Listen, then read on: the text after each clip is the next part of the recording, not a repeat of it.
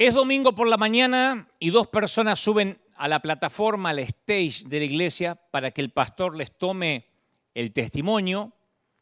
La mujer se está acercando a los 60 años, sufre de artritis, así que se apoya en el brazo de un joven de unos veintitantos. Ella se llama María, él Omar. En 1993 mataron al único hijo de María durante una discusión en una fiesta. Y Omar, el muchacho que lleva del brazo a la mujer, es el que asesinó a su hijo. Y María y Omar viven en casas aledañas, una al lado de la otra. Entonces, cuando uno los ve, se pregunta cómo puede una madre con un único hijo acabar viviendo en la casa lindera del hombre que le quitó la vida a ese hijo. Después que su hijo murió, María trató de decir todas las cosas correctas que diría una cristiana, las políticamente correctas, ¿no? Y en el juicio declaró que era una líder, que era servidora de la iglesia y que por eso perdonaba al asesino de su hijo. Y lo dijo con sinceridad. Pero con el paso del tiempo resultó claro que ella no lograba perdonar al asesino. El día a día sin su hijo se hizo cuesta arriba, la amargura y el resentimiento la empezaron a carcomer como un cáncer, y la iglesia a la que iba no la ayudó gran cosa. Después de la muerte de su hijo le dijeron que la muerte se debía a que María no había orado lo suficiente por el muchacho, que no lo había reclamado para Cristo. Así que abandonó esa iglesia del algo habrás hecho. Pero no pudo abandonar su dolor. Los amigos le decían que siguiera avanzando, que dejara atrás el pasado, que supere el trauma y que se siga congregando, por lo menos en otra iglesia. Y ella solo respondía, daría lo que sea por saber qué haría Jesús en un caso como el mío.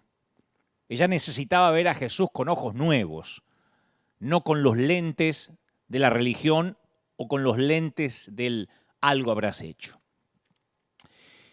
Yo lo he dicho en cada uno de estos domingos que Jesús es el personaje más conocido de la historia. Lucas, el evangelista, registra cuidadosamente el comienzo del ministerio de Jesús según el calendario romano. Y llama mucho la atención porque Lucas dice, en el año 15 del reinado de Tiberio César, Poncio Pilato gobernaba la provincia de Judea, cuando Herodes era tetrarca en Galilea y su hermano Felipe en Iturea y Traconite y Lisanias en Abilene.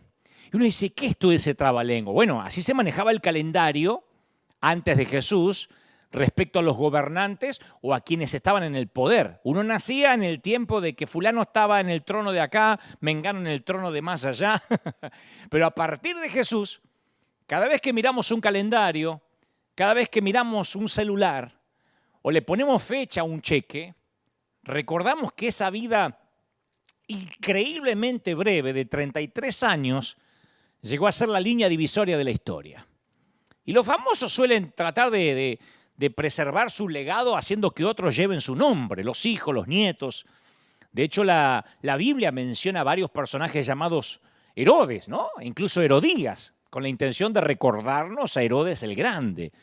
Pero el día después de la muerte de Jesús, nadie se le ocurrió ponerle Jesús a un recién nacido dentro de ese diminuto círculo de los que conocían su identidad. Sin embargo, hoy en día, el nombre Nerón se usa, si acaso, para perros o para algún casino o para alguna pizzería, pero los nombres que están inscritos en el libro de Jesús viven para siempre. Cuando uno quiere realizar una evaluación rápida y básica de la salud mental de alguien, cuando algo tuvo un choque, un shock o una pérdida de memoria, siempre se procura establecer si la persona está orientada en estas tres dimensiones. Si sabe quién es, si sabe dónde está y si sabe cuándo nació. Yo me acordaba esto porque a mí me pusieron el nombre de Dante Alighieri, un poeta italiano que escribió acerca del paraíso y el infierno en su famosa Divina Comedia. Vivo en una ciudad llamada Los Ángeles y nací 1968 años después de Jesús. Yo digo, ¿cómo puede ser que mi sentido de orientación dependa tanto de una sola vida? Tan solo en pensar en Jesús yo ya tengo cómo me llamo, dónde nací y en qué año nací, o dónde vivo y en qué año nací. Con solo un nombre puedo orientarme. Es en el nombre de Jesús que los desesperados oran, los agradecidos adoran, los enfurecidos blasfeman, y de bautismos a bodas, pasando por las habitaciones de los enfermos y los funerales. Es en el nombre de Jesús que las personas nacen, crecen, se reproducen y mueren. Incluso hasta en la muerte es difícil escapar a la influencia que ejerció Jesús. Por eso entiendo a esta mamá que dice, quisiera saber qué haría Jesús en mi lugar. A mí me asesinaron un hijo, ¿qué piensa Jesús?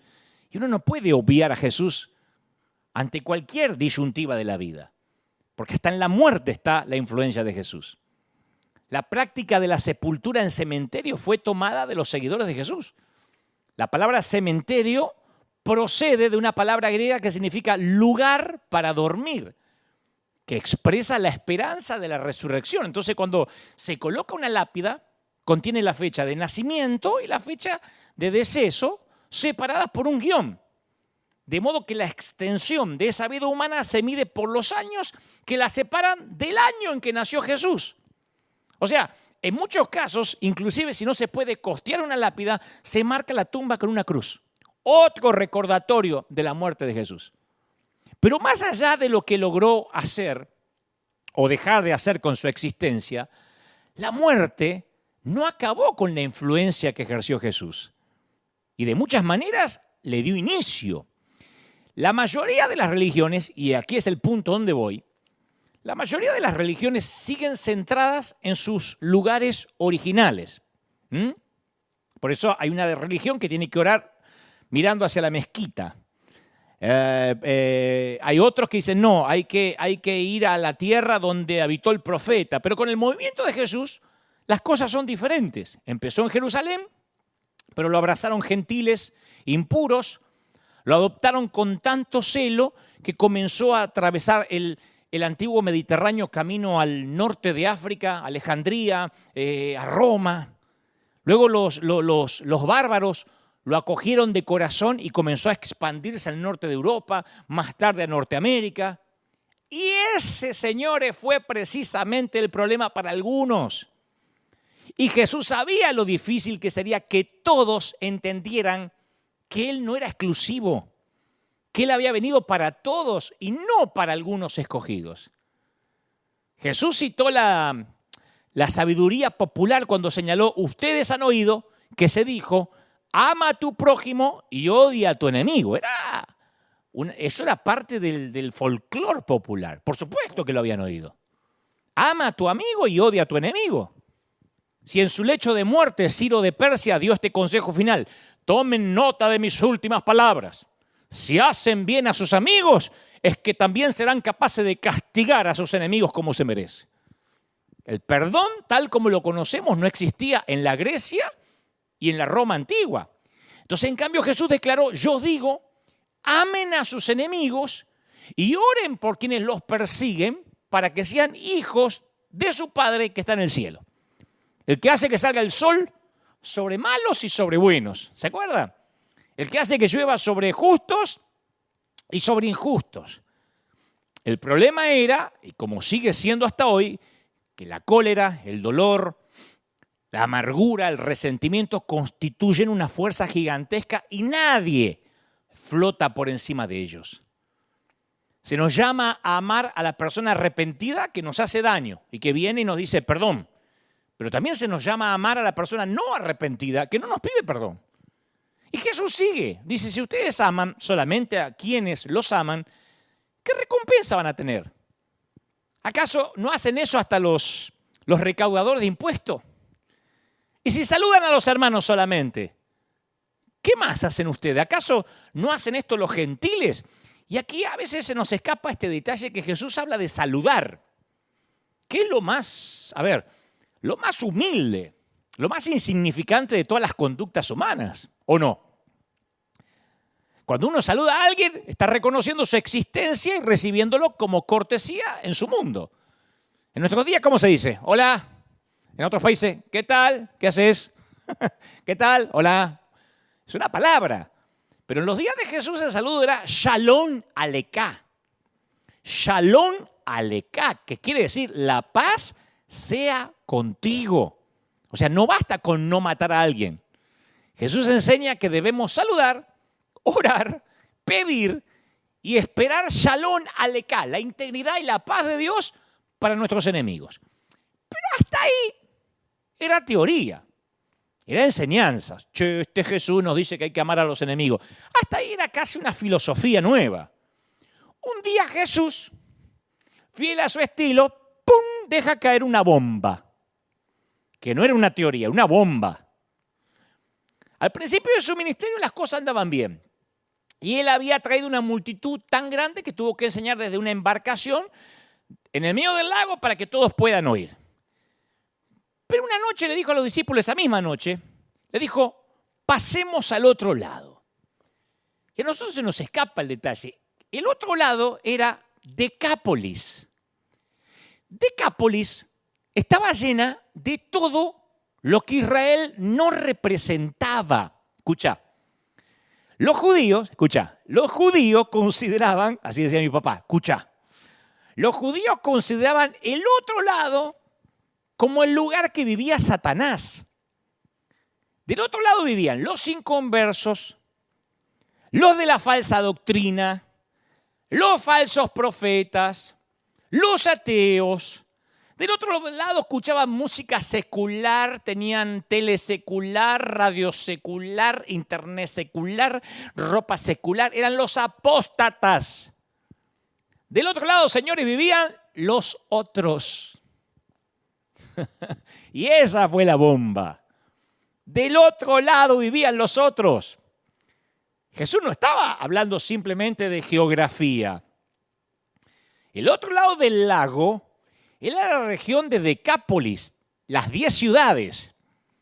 Y eso era gran parte del territorio enemigo. Sus habitantes eran paganos. Y había una tradición rabínica en cuanto al otro lado en los días de Jesús. Se decía que Decápolis, o sea, el otro lado donde vivían los otros, era donde se habían establecido las 7 naciones de Canaán. Estaba llena de templos paganos. En algunos de ellos todavía se realizan excavaciones en la actualidad. Se destacaba por una exaltación de la violencia, por los excesos sexuales, la codicia, que era todo lo que Israel no representaba.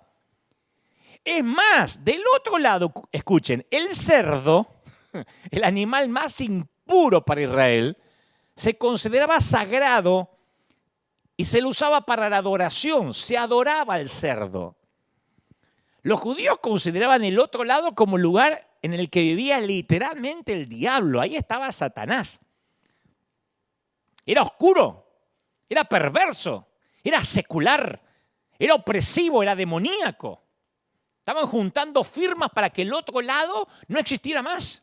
Nadie iba al otro lado, y menos un rabino. Y en las escrituras hebreas, Dios había prometido expulsar de la tierra prometida a los cananeos, a los hititas, heveos, fereceos, gergeseos, amorreos y jebuseos. Faltan las suegraseos, pero estos eran los 7 nada más. Se los conocía como las 7 naciones de Canaán y se los nombraba de ese modo incluso en los tiempos de Jesús. Pablo mencionó que Dios había derrocado a las 7 naciones de Canaán y les había dado su territorio como herencia a su pueblo. Encima de Decápolis era también centro del poder romano en tiempo de Jesús.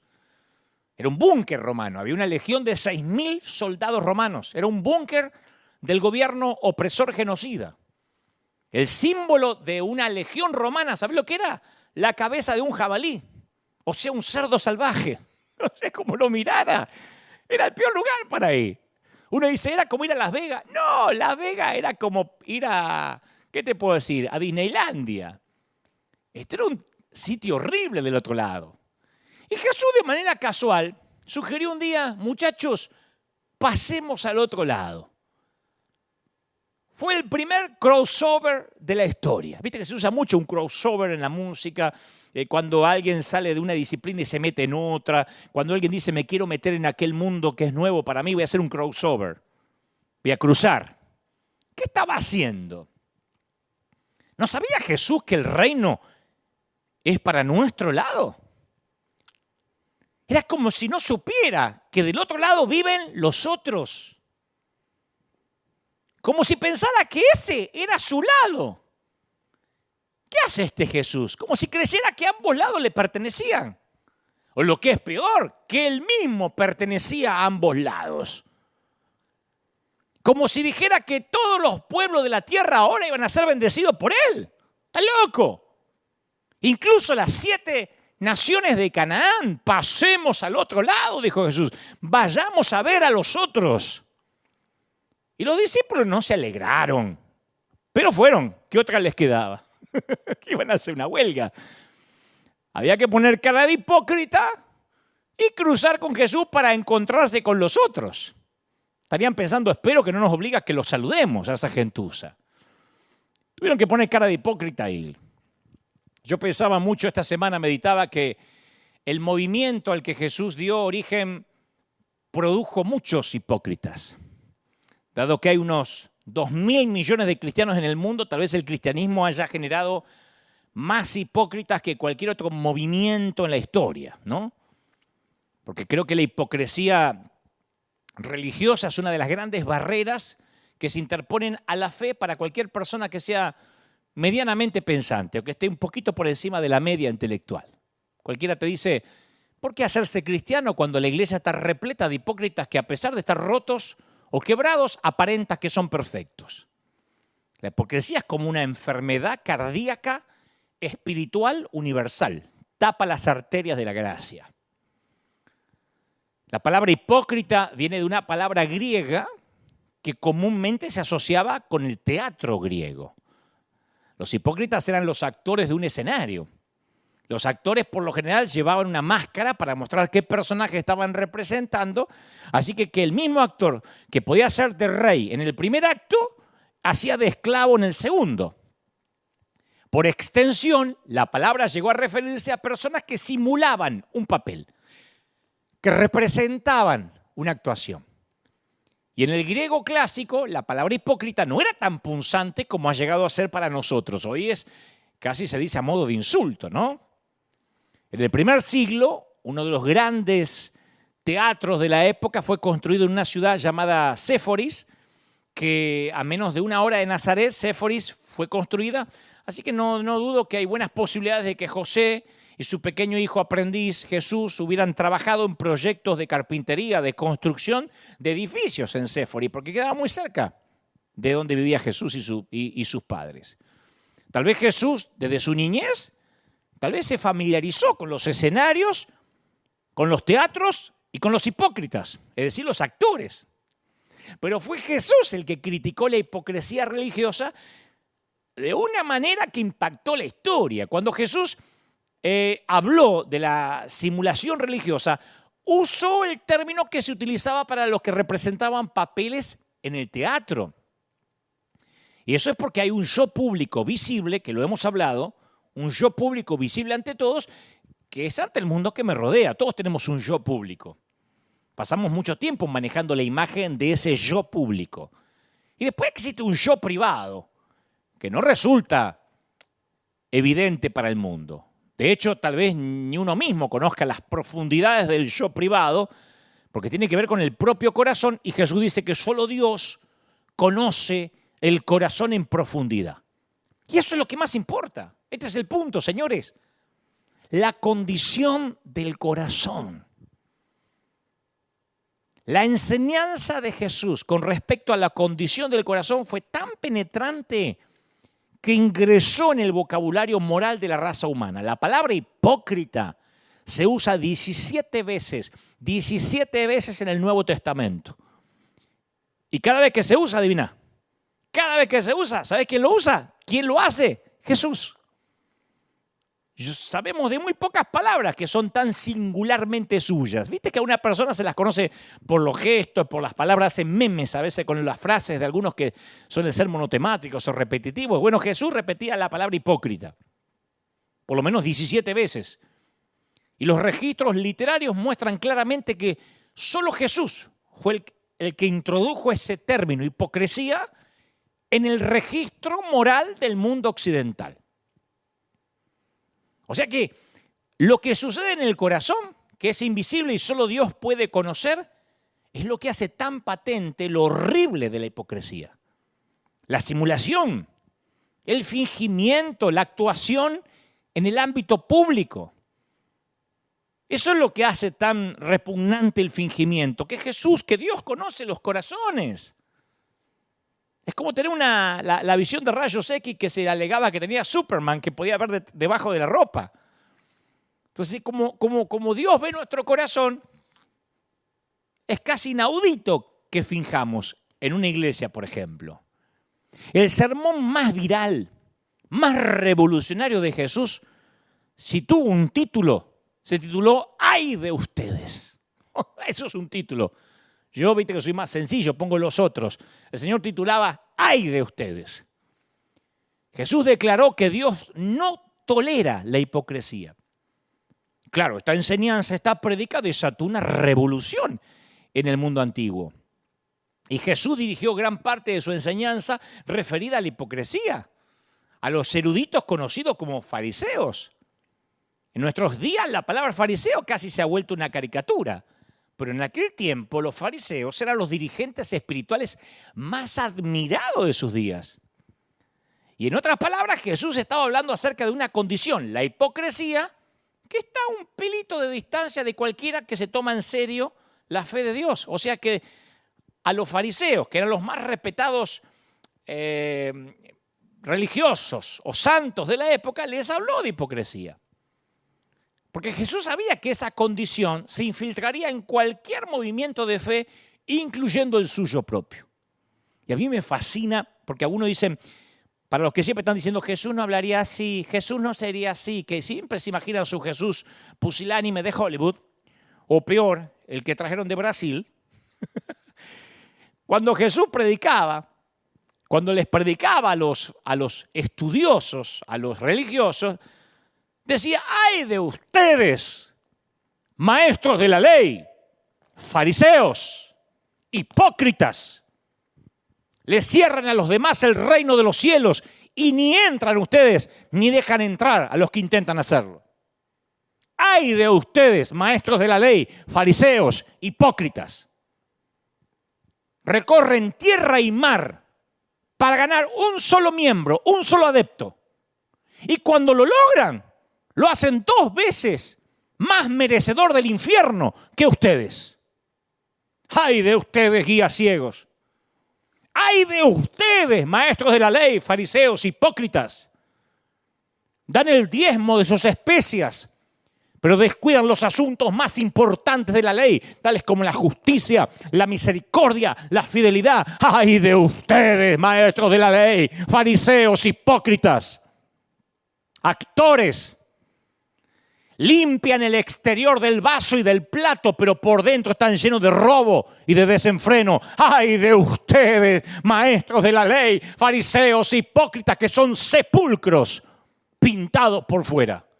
¡Ay de ustedes, maestros de la ley, fariseos, hipócritas, serpientes, camada de víboras! ¿Cómo van a escapar de la condenación del infierno? ¡Oh! Como alguien que predica hace 30 años de fe, yo quedo pasmado ante la valentía de Jesús. Porque esto es homólogo a predicar esto en una convención de pastores. Está toda la pastoral de la ciudad y el mensaje se llama ¡ay de ustedes! Que se vuelven locos para ganar un miembro y cuando lo encuentran lo hacen merecedor del infierno. Yo no creo que le levantaran una ofrenda de amor al siervo, ¿eh? No puedo imaginarme la tensión que produjo. Cuando escucho este mensaje, cuando leo cómo predicó, digo, con razón se ganó enemigos. Y me impacta el hecho que él usara las advertencias más fuertes que él hablara de la condenación del infierno, no como advertencias dirigidas a personas fuera de la comunidad de fe, sino a los que estaban dentro o los que creían estarlo. Nunca van a ver al Señor Jesús hablarle así duro a los pecadores. Y en ese mensaje que le habló a la pastoral, o sea, a nosotros, usó ilustraciones para transmitir su comprensión de la naturaleza humana y el corazón humano. Usó la figura del vaso sucio. Jesús no estaba hablando de cómo lavar platos o cómo lavar vasos. La limpieza ritual era parte importante de la religión.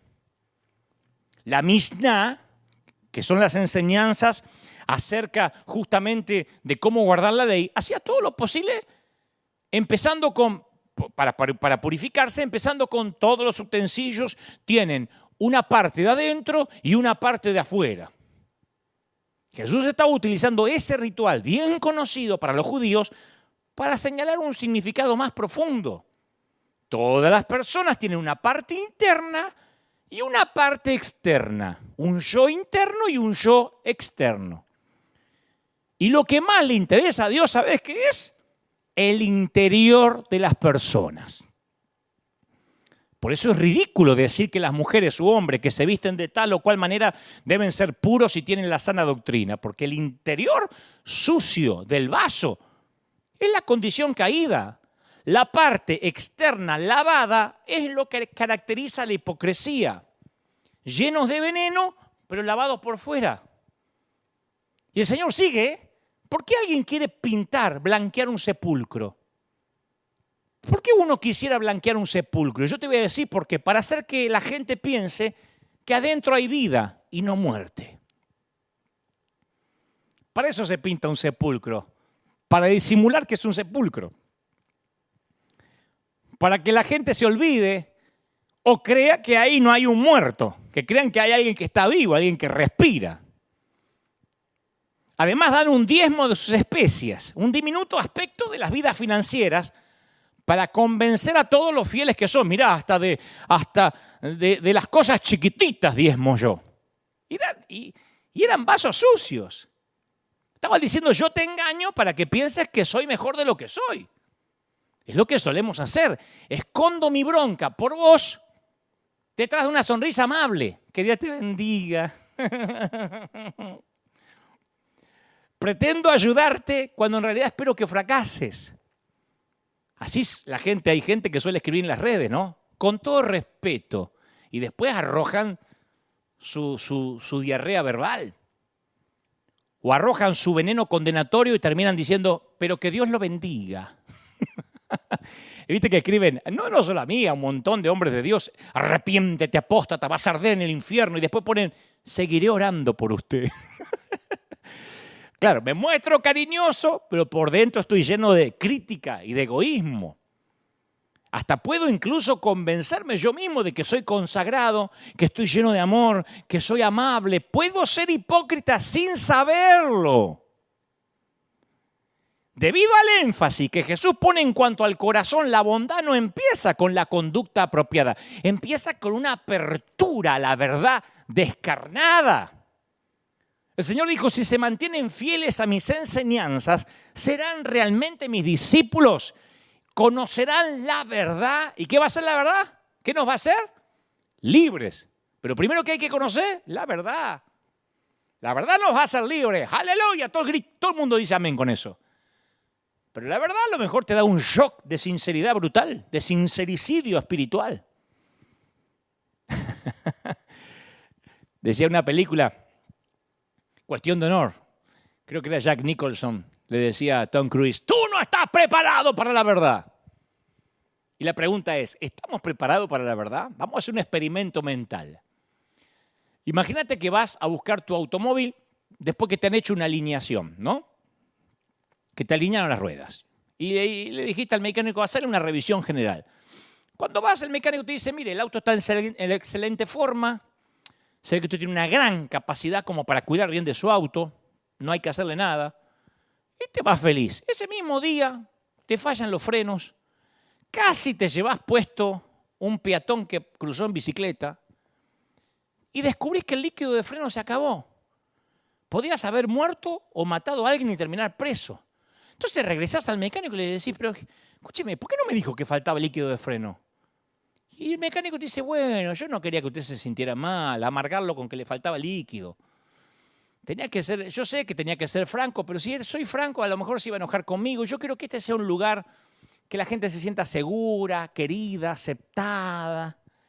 Yo estoy seguro que te enojaría y le diría, yo no vine para que usted me empodere el ego. Cuando se trata de mi auto, yo quiero la verdad.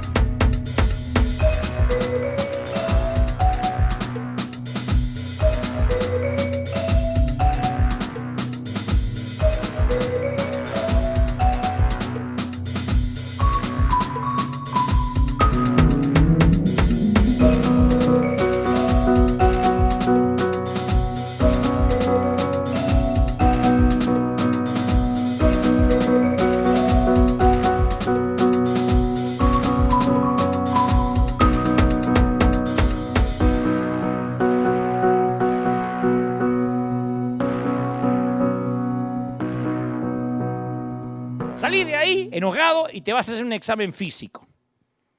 Y el médico te dice, usted es un espécimen físico. Tiene el cuerpo de un Adonis, de un atleta olímpico. Parece un argentino. Me dice que se lo felicite, che. Y más tarde, ese mismo día, al subir las escaleras te falla el corazón. Y descubrí que las arterias están tapadas, que tuviste a un segundo de toparte con la muerte. Volvés al médico y le decís, pero ¿por qué no me dijo que tengo las arterias comprometidas? Dice, bueno, yo sé que su cuerpo está en peor forma que una morcilla, pero si le digo a la gente esas cosas, se ofenden y no quieren venir más, es mal negocio. No me mandan más dinero, no me quieren pagar. Yo creo que usted es un lugar confiable, que usted venga al hospital y sienta que acá se lo ama, que se lo acepta. ¿Te enojarías? ¿Qué le dirías al médico? Cuando se trata de mi cuerpo, quiero la verdad.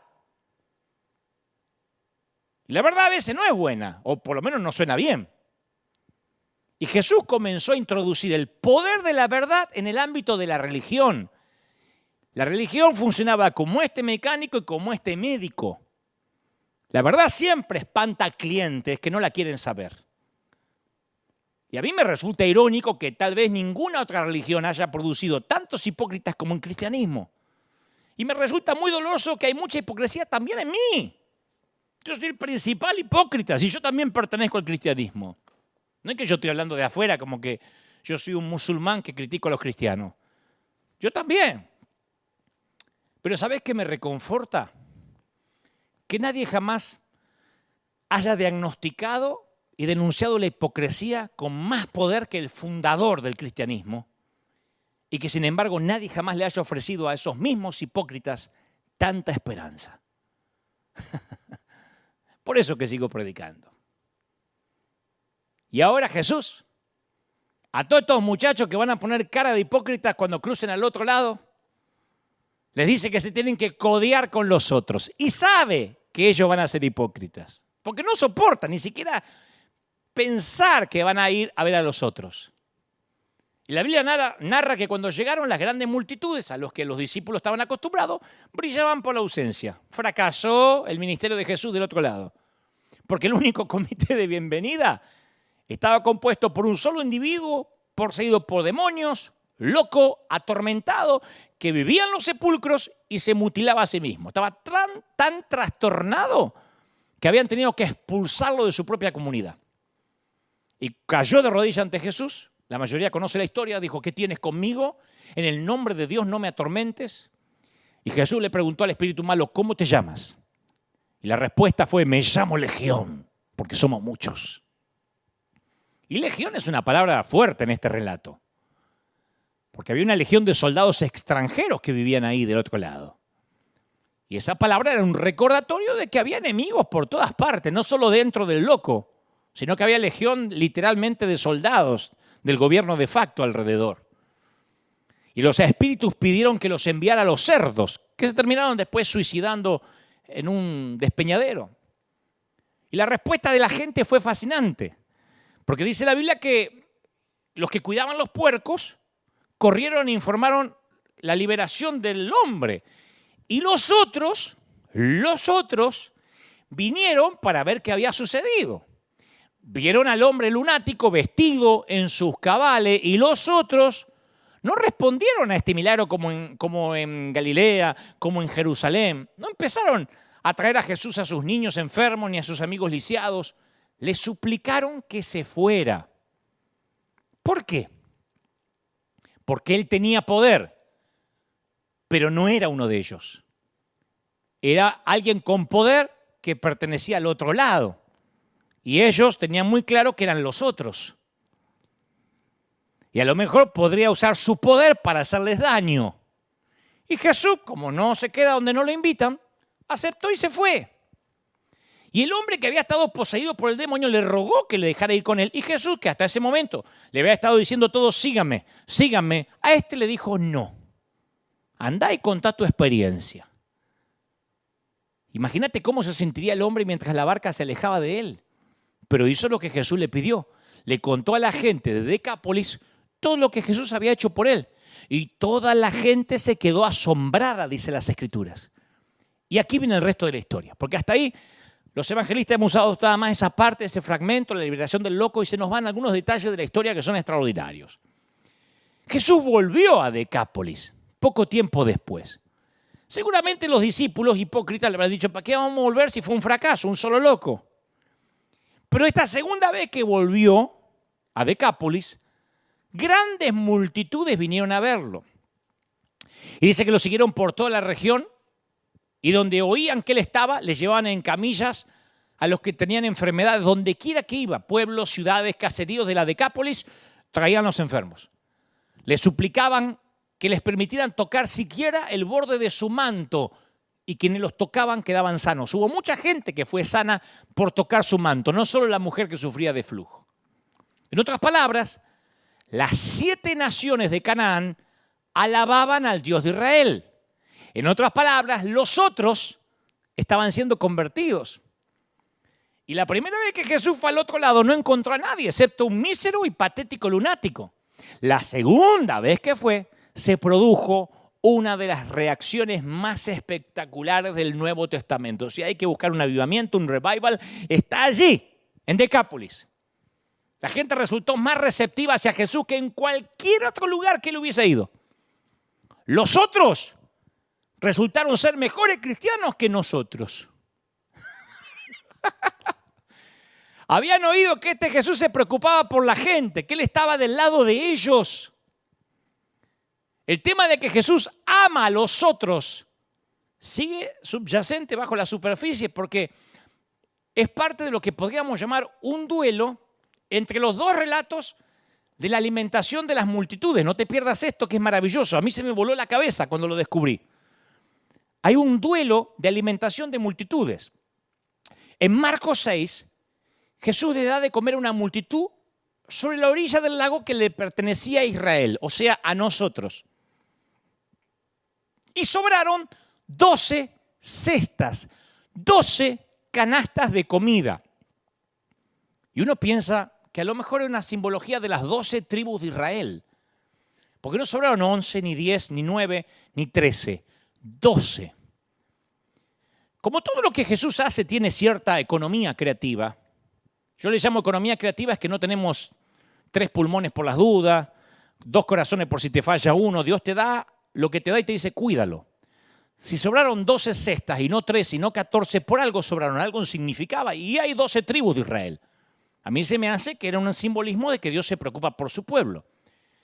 Pero en Marcos 8, Jesús le da de comer a una multitud del otro lado. Va a los otros. Y acá sobraron 7 canastas de alimentos. 7, no 12. Y yo digo, ¿por qué la variación? ¿Sobró menos porque ese día Jesús oró menos? A mí me parece, es una especulación, pero me parece como que Jesús estuviera diciendo, hay buenas noticias para las 12 tribus, pero también hay buenas noticias para las 7 naciones de Canaán del otro lado. 7 canastas sobraron. 12 tribus de este lado, 7 naciones de aquel. En realidad, a mí no me importa mucho. El Señor estaba diciendo, yo las amo a todas. Son buenas noticias para este lado y son buenas noticias para el otro lado. Son buenas noticias para nosotros y son buenas noticias para los otros. La pregunta es, ¿de qué lado estás? ¿De qué lado estoy? Por eso siento que este mensaje es para los que siempre se sintieron los otros en la iglesia. Dios me mostraba mucha gente que por años se congregó y nunca dejó o nunca dejaron de hacerlo sentir como que era parte de los otros.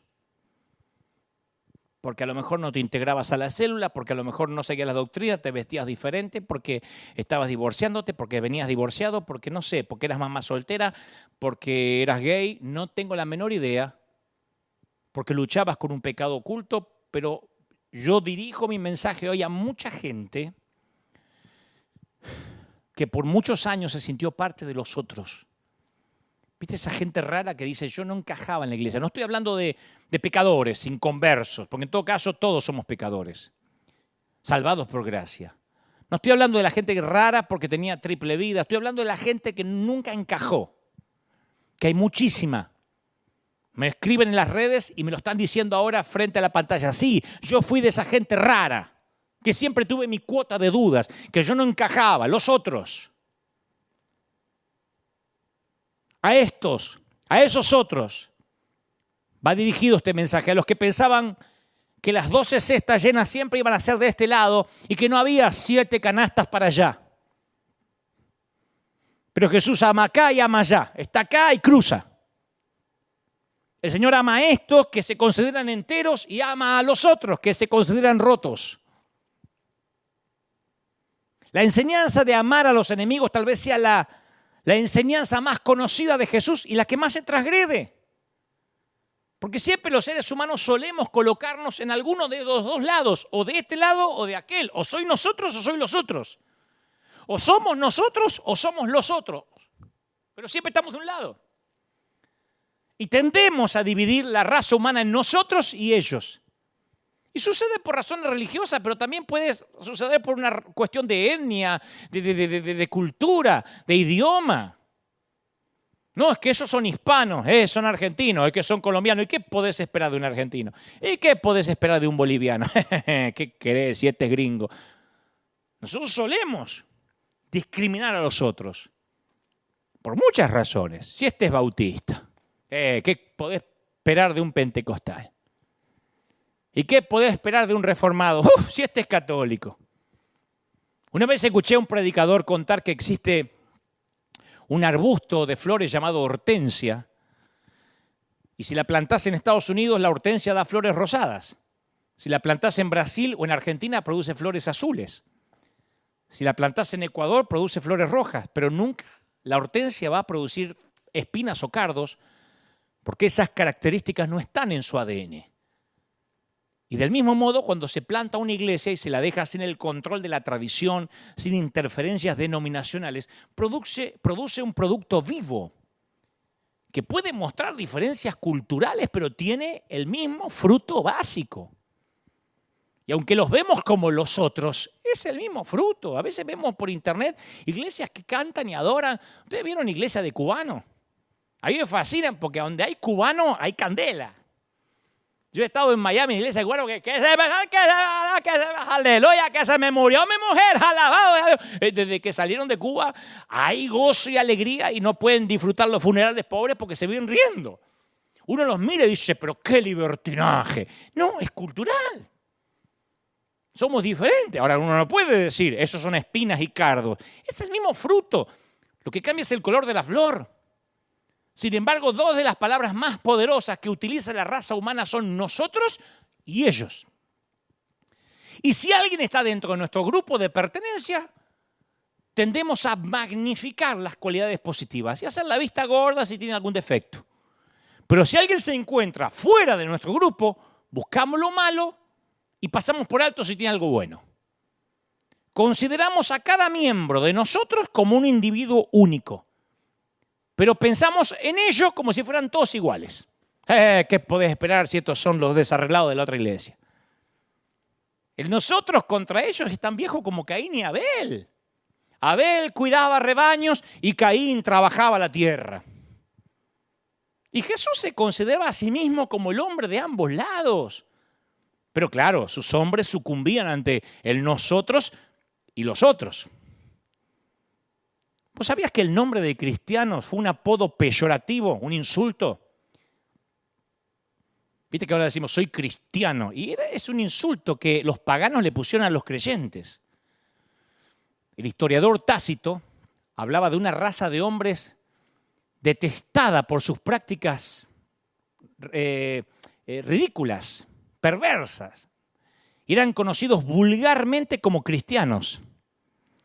¿Y qué hicieron los cristianos? Le devolvieron el favor. Inventaron la palabra pagano, que fue acuñada por los cristianos a partir de la palabra latina pagani, que significaba pueblerino, civil. Entonces los cristianos la usaban para referirse a los que no se habían enlistado a través del bautismo a convertirse en soldados de Cristo, civiles, paganos, pueblerinos. Y como si fuese poco, los que seguimos a Jesús nos hacemos famosos por enfrentarnos entre nosotros. Dicen que somos el único ejército que remata a sus heridos. O que cuando uno cae en desgracia, nos peleamos para ver quién lo avergüenza más rápido, quién lo expone más. A mí siempre me sorprende, me dediqué mucho tiempo a estudiar la vida de David, solo por una frase. De todos los hombres que engalanan la Biblia, desde Génesis a Apocalipsis, siempre me llamó la atención de David.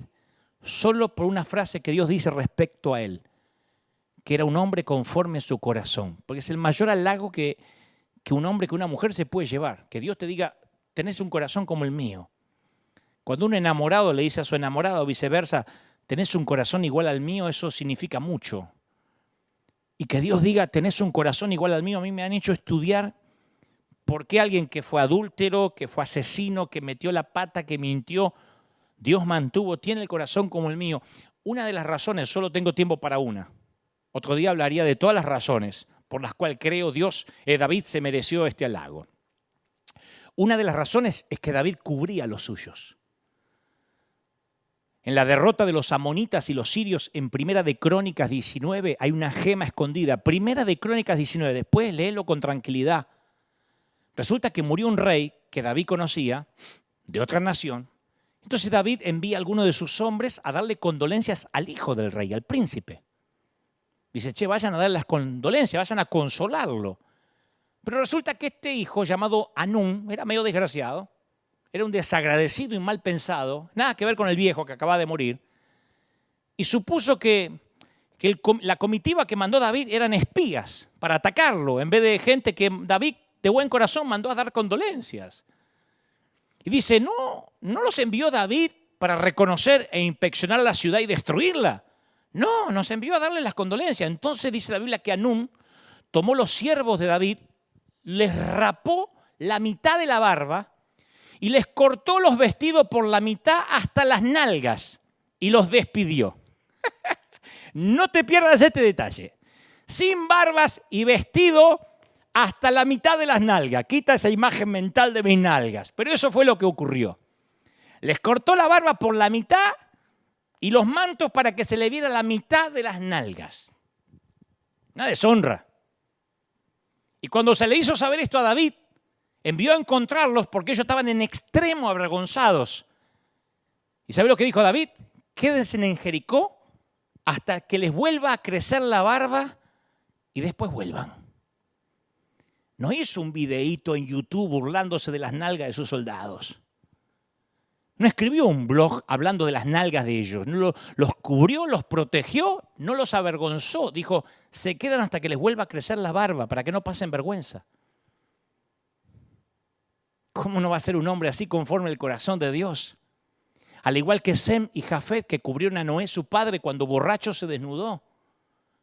Importó más la reacción de ellos que la borrachera de Noé. La Biblia no dedica un versículo más a por qué razón se emborrachó Noé y qué consecuencias trajo la borrachera de Noé. Dice que aquel Cam que se burló vio su desnudez y Noé, cuando se le pasó la borrachera y estaba con la resaca, dijo, maldito seas Canaán, serás sirviente de tus dos hermanos. Hasta el día de hoy, los descendientes de Cam son los que habitan en Palestina. Y la disputa no se terminó hasta el día de la fecha. De hecho, el nombre geográfico es Canaán, no Palestina, que es un invento romano. Y no estoy hablando de encubrir el pecado, porque una cosa es no encubrir el pecado y otra muy distinta es el canibalismo público. Hace poco un ministro contó que atravesaba un divorcio y la noticia se regó más rápido que cualquiera de sus cruzadas y se llenó el internet de blog, de opinólogos, de video, de explicólogos, de creyentes, la mayoría dilapidándolo.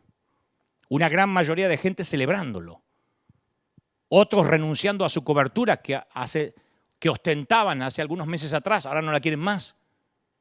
Entonces, por mi salud mental, y esto te lo confieso, yo estoy consciente que el día que cometa un error, yo sé que habrá un ejército de mis propios hermanos esperando desmembrarme. Y no me estoy haciendo el víctima. Yo ya lo asumí por mi salud mental que eso va a ser así. Porque hay mucha gente que no sabe cubrir, y no estoy hablando de tapar el pecado, que no sabe lo que significa honrar, y lo único que sabe es deshonrar. Yo leía que los buitres no tienen garras como las águilas o los halcones, tienen unas torpes zarpas diseñadas para agarrar, no para acuchillar. Así que no son cazadores. El pico del buitre no está diseñado para matar, sino para arrancar, para estirar, para desgarrar. Y son aves veleras que aprovechan las corrientes térmicas para sostenerse en el aire sin el menor esfuerzo. Pueden pasar horas en el aire. Son aves necrófagas. Llevan miles de años especializándose en el ejercicio de una función fundamental, hacer desaparecer los cadáveres de los grandes mamíferos y del ganado. Y son inmensamente holgazanes los buitres. Su ley básica es la ley del mínimo esfuerzo. Pasan la mayor parte del tiempo subidos a a las térmicas, a las corrientes de aire caliente, ascendente, que les permiten planear sin pegar siquiera un aletazo ni gastar energía. Y esperan la presencia de un animal o una res muerta que les sirva de sustento. Aves carroñeras se les llama. Y en muchas ocasiones los buitres se aproximan a una oveja moribunda que todavía no murió y empiezan a alimentarse de ella antes de que muera. Le quitan los ojos. Dios nos libre de picotear el cadáver de un colega. O peor, empezar a desmembrar a alguien que todavía no murió, que apenas está herido. Y me río, porque yo sé que hay gente del otro lado que ha sido muy dañada y ahora está diciendo, sí, a mí me pasó y ahora, a la distancia, hasta te produce risa, porque el Señor te ayudó a superarlo. Pero si no fuera por el Señor, a lo mejor no contaba la historia. Un hombre caminaba por un puente cuando vio a una mujer sola. Esta historia me la aprendí hace muchos años cuando hacía un programa de radio. Hicimos radio durante casi 17 años. Y esta es una de las historias que me aprendí. Una mujer estaba sola caminando a la vera de un puente. Parece que le pesaba la soledad. Y un hombre la ve y piensa, a ver si esta se va a quitar la vida. Y corre para decir que Dios la amaba, ¿no? Y a ella se le llenan los ojos de lágrimas, como si ese hubiese sido una señal, esa hubiese sido una señal de Dios. Entonces el hombre dice, ¿eres cristiana, judía, atea o qué? Y ella dice, soy cristiana. Y él dice, yo también. ¡Qué mundo más pequeño! Y decime, o dígame, ¿evangélica o católica apostólica romana? No, evangélica. Yo también. ¿De qué denominación? Dígame, pentecostal. Yo también. ¿Pentecostal del norte o pentecostal del sur? No. Pentecostal del norte. Yo también. ¿Pentecostal del norte conservador o pentecostal del norte liberal? No. Pentecostal del norte conservador. ¡Oh, es asombroso! Yo también. Dígame, ¿pentecostal del norte conservador fundamentalista o pentecostal del norte conservador reformado? No, pentecostal del norte conservador fundamentalista. ¡Asombroso! Yo también. Dígame, ¿pentecostal del norte conservador fundamentalista de la región de las Asambleas de Dios de Oberá Misiones o pentecostal del norte conservador fundamentalista de las Asambleas Cristianas de los Italianos? Y ella dijo, no, pentecostal del norte conservador fundamentalista de la región de las Asambleas de Dios de Oberá Misiones. ¡Milagro!, dijo él. Dígame, pentecostal del norte conservador fundamentalista de la región de las Asambleas de Dios de Oberá Misiones que usan la Reina Valera versión 1960 o pentecostal del norte conservador fundamentalista de la región de las Asambleas de Oberá Misiones que usan la Biblia versión NBI. Y ella dice, pentecostal del norte conservador fundamentalista de la región de las Asambleas de Dios de Oberá Misiones que usan la Biblia versión NBI. Y él le gritó, ¿segura? ¿Usan la NBI, no la Reina Valera 1960? Sí, segura. ¡Muérete, apóstata! Y la empujó sobre la baranda. O sea, no importaba todo lo que coincidía. Si había un solo detalle distinto al suyo, la transformaba en los otros.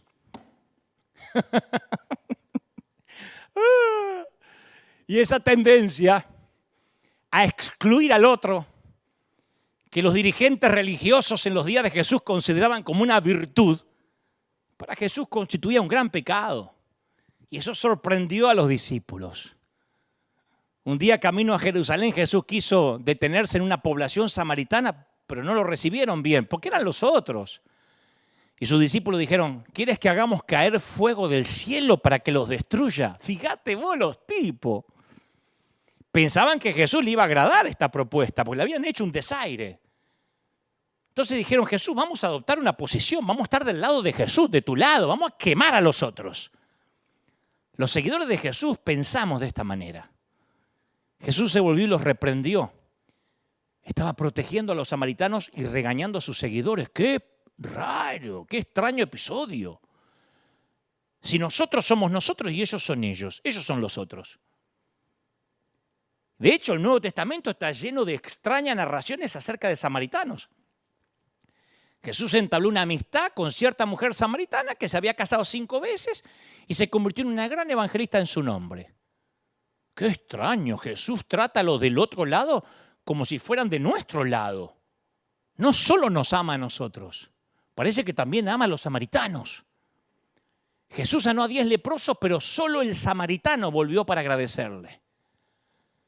Relató un episodio acerca de un israelita, un sacerdote y un levita y un samaritano. ¿Y sabe quién era el héroe de la historia? ¿Quién fue? El samaritano, parte de los otros.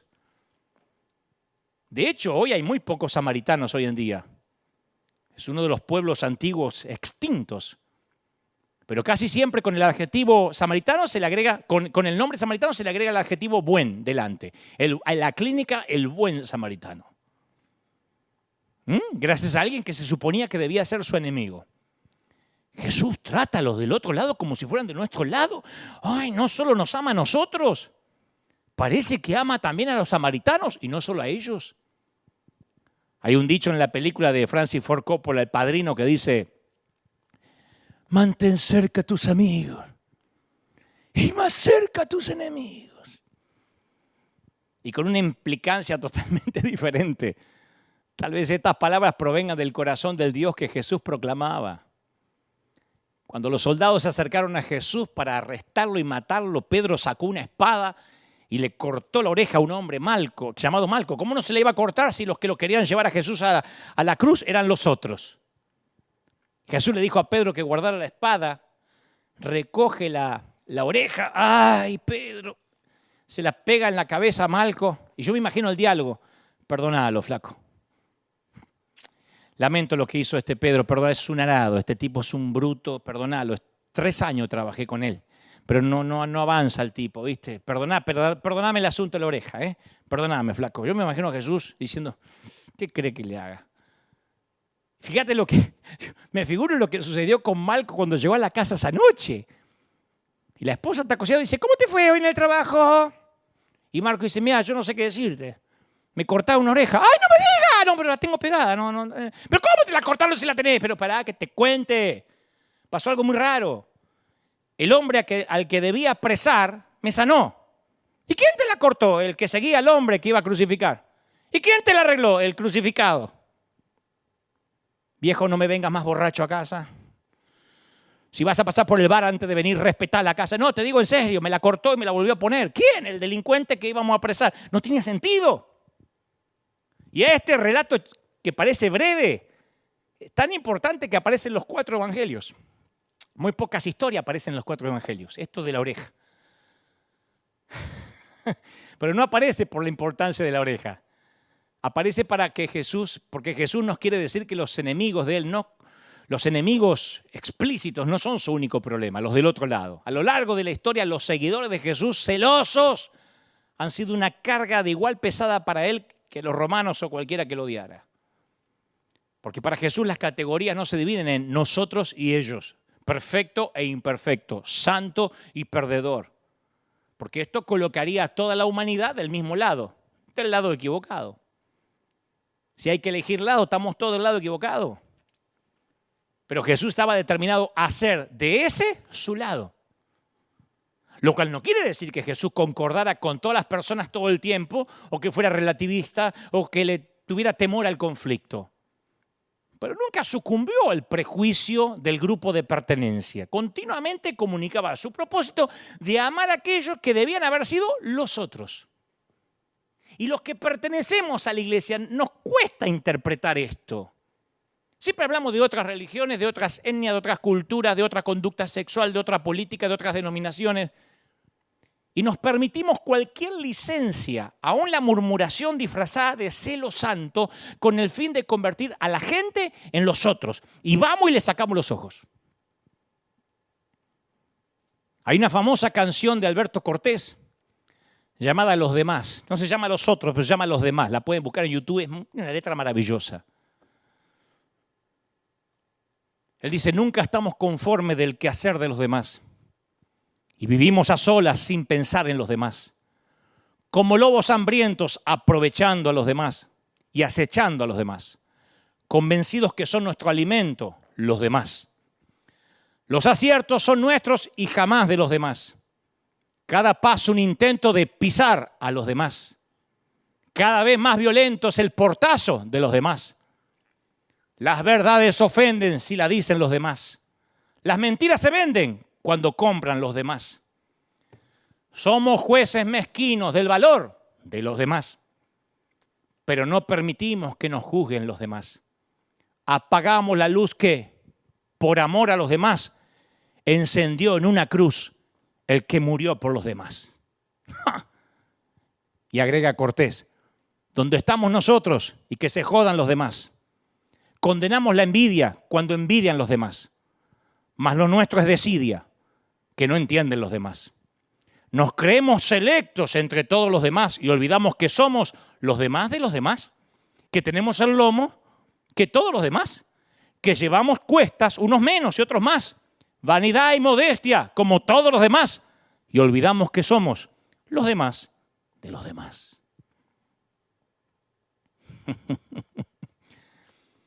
¿Cuántas veces por nuestros esfuerzos por ponernos del lado de Jesús han hecho que ridiculicemos a los del otro lado, ¿no? Y caricaturizamos a cualquiera que no tenga nuestra doctrina sin prestarles un oído equitativo en nombre del cristianismo? Y al hacerlo, nos ponemos nosotros mismos contra aquel al que decimos respaldar.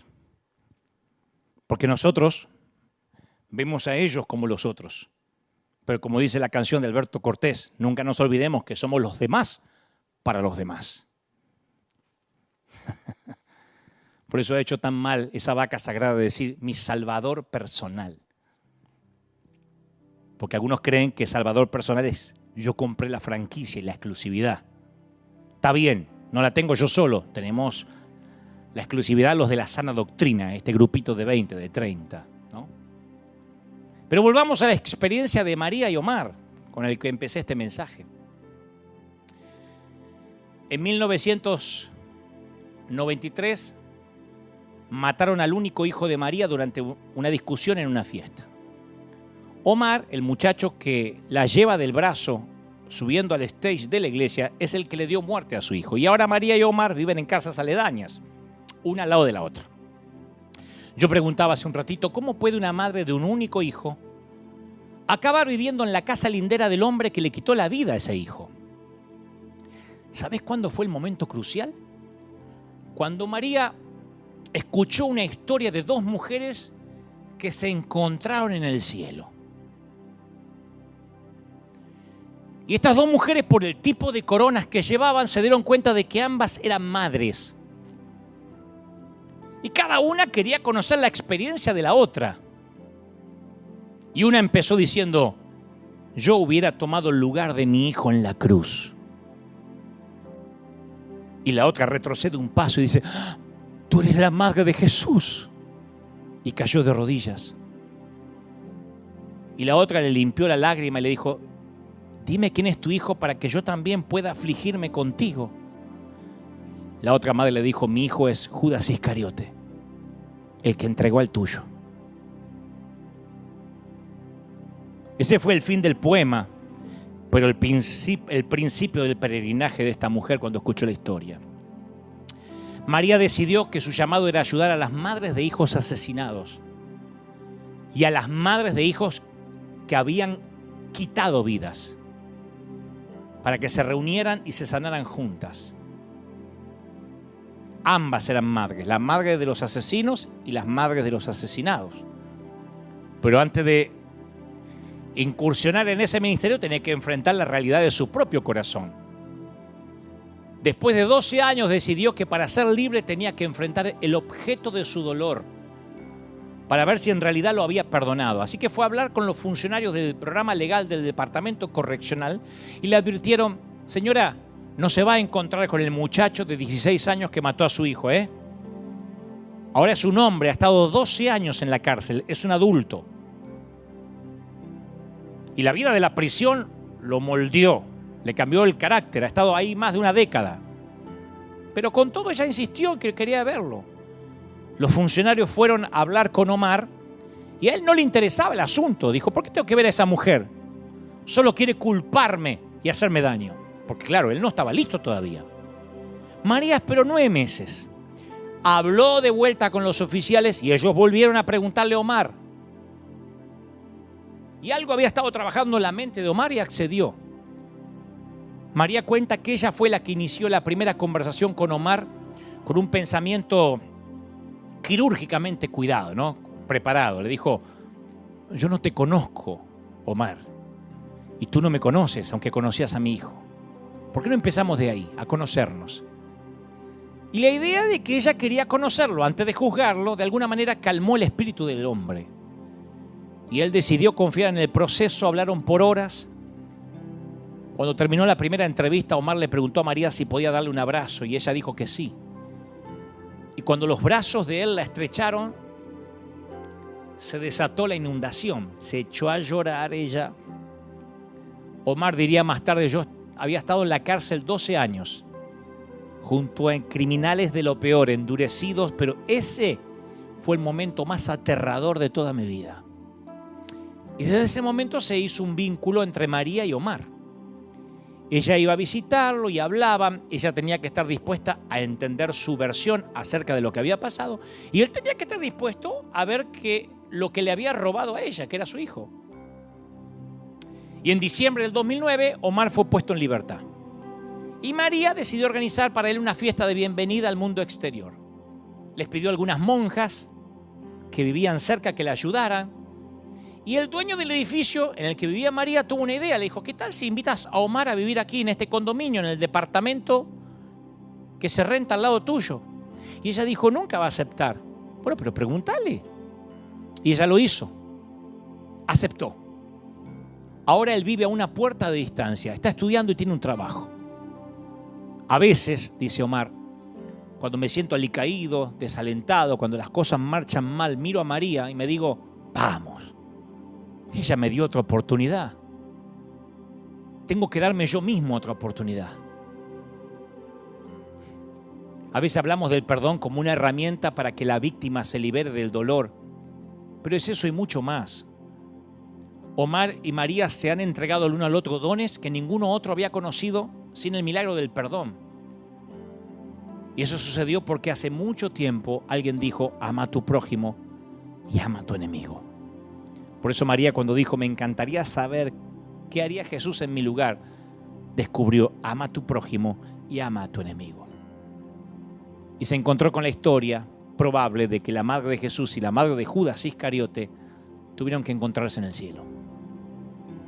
Esto incluye que tengas que amar a los predicadores raros como yo, que cuando le preguntan si es pastor prefiere decir que es artista.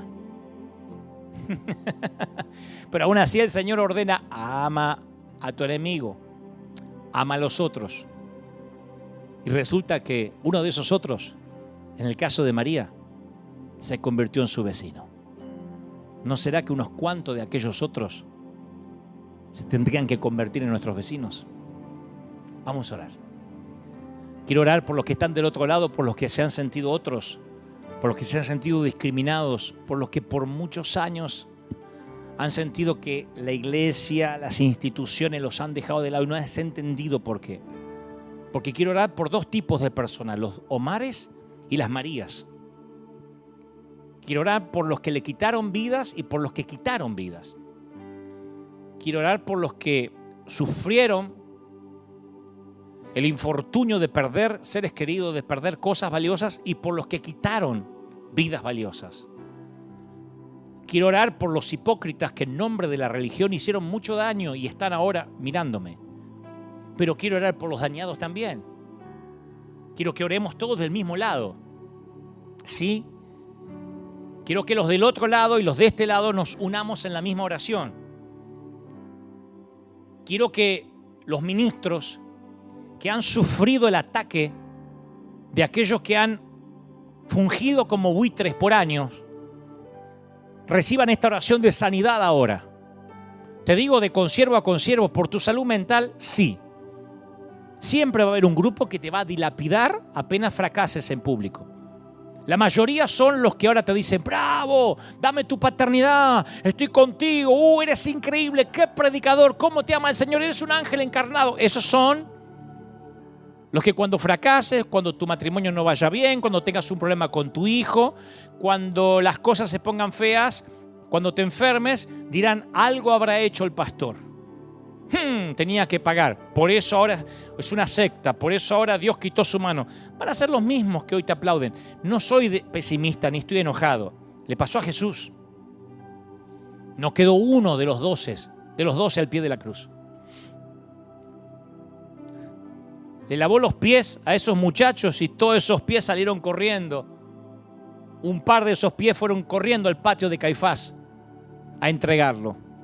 Porque nosotros pensamos de que tendremos fidelidad eterna de nuestros discípulos. La gente, algunos seguirán y te amarán por lo que eres y otros simplemente te aman por tu yo externo, por lo que muestras. No los culpemos, oremos por ellos. Pero también quiero orar por ti, ministro, por los que han sentido las divisiones en las iglesias, las han sufrido, por los que han dicho a mí me dividieron, me vituperaron, levantaron falso testimonio. Y sí, en el mundo tendríamos aflicción, ¿te acuerdas? Es parte de eso. Yo me súper acostumbré a las redes, a que la gente diga lo que quiera. Pero como dije estos días en las redes, nadie que esté haciendo algo más que yo o que esté sirviendo al Señor con todo el corazón tiene tiempo para ver lo que yo hago. generalmente el que critica está volando, holgazaneando, como esas aves en las corrientes térmicas, esperando si hay alguna res para quitarle los ojos. El que está trabajando, el que está en las cosas de Dios, no tiene tiempo para ver a otro, y mucho menos para juzgar a aquel que aparentemente está herido. Y yo quiero orar por los soldados heridos. Yo quiero orar por los que están con la barba cortada y se les ve las nalgas. Parece algo chistoso, pero es doloroso. Por los que en este momento, por un problema matrimonial, por un problema familiar, hay hombres de Dios con problemas con sus hijos. Hay hombres de Dios que me consta con hijos en drogas, con hijos divorciados, que ellos mismos están atravesando crisis familiares. Y lo que uno espera en esos momentos es un ejército que te diga, vamos, como esa película que hace poco se estrenó del soldadito que se negó a usar armas, pero él dijo, yo no voy a dejar ningún herido en el frente de batalla. Claro, uno sueña con que te carguen así y te lleven en camilla a casa. Pero cuando estés herido y viene un soldado amigo y te pisotea, uno no le dan ganas de seguir. Pero yo no quiero que tu rencor no te permita amar, porque la orden de Dios es amar a los que te persiguen, amar a tus enemigos. Y yo quiero orar por los soldados heridos. Quiero levantar una oración por todos los ministros, por todos los hombres de Dios que aparentemente han fracasado, porque hay pecados que a nosotros nos llaman más la atención que otros, pero no son diferentes al orgullo, al celo, a la envidia, a la vanidad, nada más que a nosotros nos llama la atención los otros. Uy, se está separando. Uy, ¿viste lo que pasó con la hija? Uy, se le embarazó la hija. Eso es lo que nos llama a nosotros la atención. Pero para el Señor no hay escala de pecados. El chismoso está en la misma lista del homicida. Yo quiero orar por los soldados heridos. ¿Sabes qué quiero ser? Quiero ser esos hijos de Noé que las Escrituras dicen que se colocaron el manto en la espalda y entraron a la tienda sin ver la desnudez del padre y lo taparon. Shh. Si no suma, no voy a hablar. Si no suma, yo no voy a criticar. Yo voy a tapar, voy a poner un manto de misericordia. Algunos van a salir diciendo, Dante está hablando de encubrir pecado. No, cada uno sabrá confesar su pecado delante de Dios. Pero yo, en lo que a mí respecta, y esto lo saben los que me conocen hace años, yo no me sumo al grupo de buitres. Nunca. Nunca. Yo me acuerdo una pareja amiga que empezó a tener problemas, y me acuerdo que él me decía, mirá, Dante, yo no sé cómo decir, digo, no me expliques nada, yo te quiero bendecir, porque la idea a veces es que la gente está tan herida que cree que el que se le acerca es para pedirle explicaciones, que el que se le acerca es para dilapidarlo, y el Señor me dice que te diga, necesitamos levantar un ejército que cubra. Imagínate lo invencible que seríamos los cristianos si nos pusiéramos espaldas con espaldas. Sí, este es nuestro. Pero fíjate que dijo tal cosa, pero es nuestro. Pero fíjate lo que predicó, una herejía. Se habrá equivocado, porque ¿sabés qué pasa? Si te quedás en casa mirando videitos de YouTube, lo más probable es que nunca te equivoques. Pero si predicás todos los días o todos los fines de semana, seguro que metes la pata. Se hunden aquellos que bajan de la barca, los que tienen el trasero arriba del barco, muy raro que se hundan o se equivoquen. Yo mismo he hecho barrabasadas y me he equivocado. ¿Cómo no lo voy a hacer si empecé a predicar a los 19 años? Un pibito de 19. Hoy a los 19 están jugando con los jueguitos los chicos.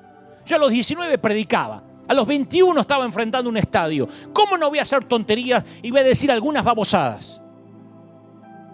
Pero Dios levantó gente que me dijera, vamos flaco, vamos. Vamos. Vamos, que Dios te ha puesto como un estandarte, como una antorcha, como un faro. Vamos, flaco, no apoyes. Yo agradezco a esos poquitos que me cubrieron la desnudez. Que dijeron, es un payaso, pero lo vamos a ayudar. Y después están los otros. ¿Viste lo que hizo? ¿Viste? Tarde o temprano iba a caer. Hace 30 y tantos años que tengo detractores. ¿Cómo no los vamos a tener? Pero vamos a orar para que Dios te fortalezca, siervo. Vamos a orar para que Dios te fortalezca, evangelista, pastor, maestro. Vamos a orar para que Dios bendiga para aquellos que deciden cambiar, que dicen, yo he hecho mal, yo me he pasado en redes, en internet, hablando mal, o en casa de familia, diciendo era un desahogo familiar. El Señor me dice que te diga, yo quiero cambiar tu corazón. Yo quiero que te arrepientas y que cambies tu corazón. Quiero que a partir de ahora entiendas que si María pudo perdonar a Omar y su enemigo puede ser su vecino, de ahí para abajo, de que te asesinen un hijo para abajo, todo se puede perdonar. Los otros son los hijos del Señor. Nosotros somos los hijos del Señor y para los otros, nosotros somos los otros. ¿Se entiende? Los demás, dijo Alberto Cortés, siempre somos los demás de los demás. No nos olvidemos. Vamos a orar por todos. Vamos a orar por bautistas pentecostales, vamos a orar por los católicos, vamos a orar por los ateos, vamos a orar por los judíos mesiánicos y por los judíos que no son mesiánicos. Vamos a levantar un altar de oración para que esta pandemia haya servido de algo, para unirnos, para decir, Señor, nos unimos y más que nunca cubrimos la desnudez, cubrimos a aquellos que están heridos, los llevamos a casa. Yo siempre le digo a mi iglesia y suelo repetirlo, se supone que soy tu pastor y estamos juntos en esto, no dejaré a nadie atrás, ni vivo o muerto. Vivo, muertos o heridos, regresaremos juntos a casa. Es mi compromiso como pastor. Soy el primero en poner un pie en el territorio hostil y el último en quitarlo de ahí. Si metes la pata, como le digo a mis hijos, si metes la pata, al primer lugar que tienes que correr es a papá. No te ocultes de mí. Apenas hagas lo peor, corre y vamos a buscar la solución. Eso dice el Señor. Corre, hijo pródigo, corre a los pies del Señor. Vamos a orar. Padre, yo siento la presencia del Señor como muy pocas veces. Siento que hay sanidad. Siento que el Señor dice, yo haré que crezca tu barba. Yo haré que tus nalgas se tapen. Yo no voy a permitir que mis hijos se avergüencen. Estoy orando por aquellos que han creído que deben pasar por un tiempo de vergüenza, porque el legalismo les dijo, tienes que avergonzarte en público. El legalismo, el fariseísmo le dijo, tienes que pagar lo que hiciste. Pero el Señor me dice que te diga, he aquí, cubre de misericordia. Él hasta vistió a Adán y Eva con pieles. No los largó desnudos. Él los vistió porque los amó. Él fue el primer sastre y Él es tu sastre. Él cubre tu desnudez. Él cubre tus lugares oscuros. Él cubre tus partes más íntimas. Él cubre esas partes que no quieres que se vean. Yo no permitiré que pases vergüenza, dice el Señor. Yo te cubro, dice el Señor. Te ama el Señor. ¿Cómo te ama el Señor, princesa? ¿Cómo te ama, príncipe? ¿Cómo no te va a amar si te tiene esculpido en sus manos? Gracias por el tiempo que se quedaron ahí, pues no se fue nadie. ¿Ah? Ahí están todos, gracias. Gracias porque están ahí firmes como talón de oso. Porque el Señor está sanando. Me preguntaba alguien si tengo algo contra la iglesia legalista. No, yo lo que quiero es... Soy un legalista en recuperación y quiero que todo el mundo se recupere. Quiero que todo el mundo sea libre de las ataduras, que ame al Señor. Es maravilloso servir al Señor. Mi yugo es fácil, mi carga es ligera, dijo el Señor, y nosotros hemos puesto todos los yugos y todas las cargas para complicar la existencia del cristianismo. El Señor me dice que te diga, vamos, te amo. ¿Cómo no te voy a bendecir? ¿Cómo no vas a salir adelante? Gracias a los que están mirando por primera vez, que están recibiendo a Cristo ahora en el corazón. Que dice, Señor, entra en mi vida, cambia, anota mi nombre en el libro de la vida. Te bendigo. Se nos fue la hora, pero yo quiero bendecirte. Que Dios te bendiga en todo lo que emprendas. Que tengas un día extraordinario. Que el lunes sea tu mejor lunes. Que este mes de octubre sea el mes, que no termine octubre sin que las bendiciones más grandes te alcancen. Yo declaro que octubre será un mes bendito, de puertas abiertas, un mes donde los cielos tendrán su favor sobre ti. Octubre será el mes de la bendición. Tú dices, pero se está terminando, estamos por la mitad y no pasa nada. Dios me dice que te diga, no termina octubre en este último trimestre del año sin que veas mi favor, sin que veas mi bendición. Lo declaro en el nombre del Señor. Amén y amén. Que Dios te bendiga. Que el Señor haga resplandecer su rostro sobre ti. Gracias, firmes como talón de oso. Escuadrón de búsqueda en combate contra las filas invasoras. Nos vemos aquí, Dios mediante, el próximo domingo a las 11 de la mañana, hora de California, y en distintos usos horarios en el resto del mundo. Gracias por estar ahí. Los dejo con la placa final para que se contacten con nosotros y estamos comunicados todo el tiempo a través de nuestras redes oficiales. Chau, que Dios te bendiga. Muy buen domingo, gente.